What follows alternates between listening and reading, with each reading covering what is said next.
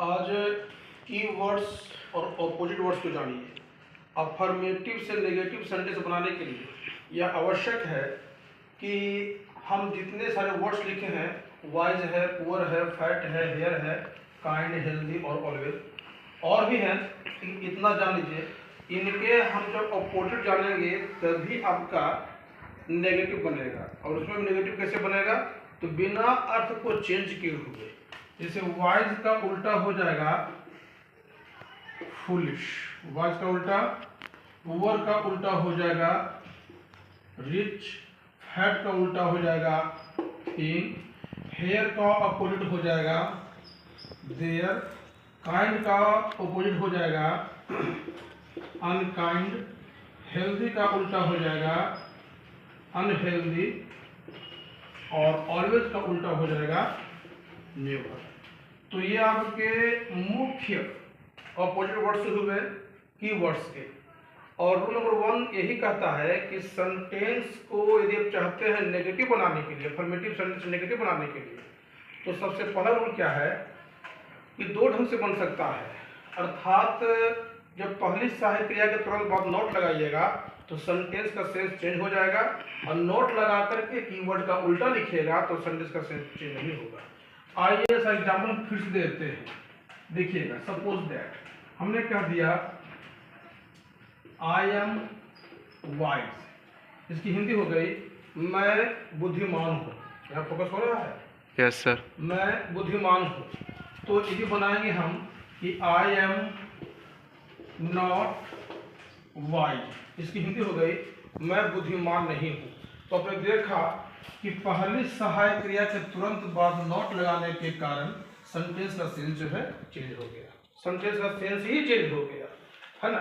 लेकिन यदि हमने कह दिया कि आई एम नॉट वाइज का उल्टा फुलिश, तो स्पष्ट हो गया कि मैं मूर्ख नहीं हूँ, अर्थात मैं बुद्धिमान ही हूँ। तो देख लिया आप लोगों ने कि सेंटेंस का सेंस यहाँ पर बरकरार रहा, चेंज नहीं हुआ। ये हुआ पहला मैटर, ठीक है ना। अब हम चलते हैं दूसरे रूल की ओर।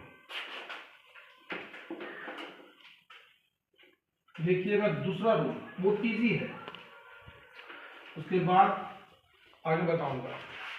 जैसे कुछ अफर्मेटिव सेंटेंसेस जो हैं शुरू होते हैं ओनली या एलोन से।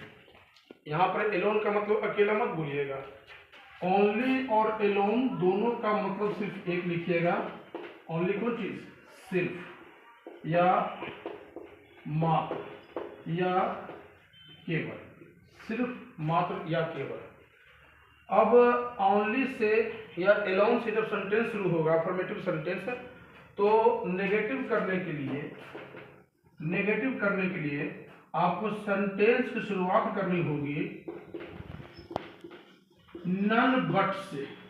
नन बट का मतलब ही होता है तो छोड़कर कोई नहीं, या इसके अलावा कोई नहीं। एग्जाम्पल देखिए कितना आसान है। हमने कर दिया कि only the rich can purchase a car. मैंने कहीं बताया था कि महंगी चीज़ों को खरीदने के लिए वैसी चीज़ें जो एकाध बार खरीदाती हैं, ओकेजनली ही खरीदाती हैं, कभी कभार खरीदाती हैं, तो उनके लिए हम खरीदने के लिए परचेज लगाएंगे।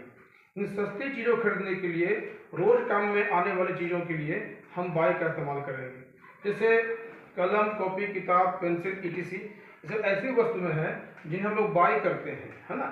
लेकिन कार है, गाड़ी है, बंगला है, जमीन है, जायदाद है, ये सब जो है हम लोग ओकेजनली खरीदते हैं, हमेशा नहीं खरीदते हैं। तो इसकी हिंदी हो गई कि धनी लोग ही एक कार को परचेज कर सकते हैं, खरीद सकते हैं। ये सेंटेंस आपका 100% अफर्मेटिव है। नेगेटिव करने के लिए कुछ नहीं करना है आपको, सिर्फ सेंटेंस के शुरू में नन बट जोड़ना है और बाकी सब कुछ जो बट कर देना है। अर्थात none but the rich can purchase a car, अर्थात हिंदी हो गई कि रिच लोगों को छोड़ करके, धनी लोगों को छोड़ करके कार कोई भी नहीं खरीद सकता है।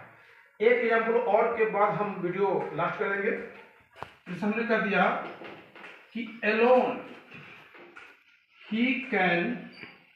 alone he can kill a snake।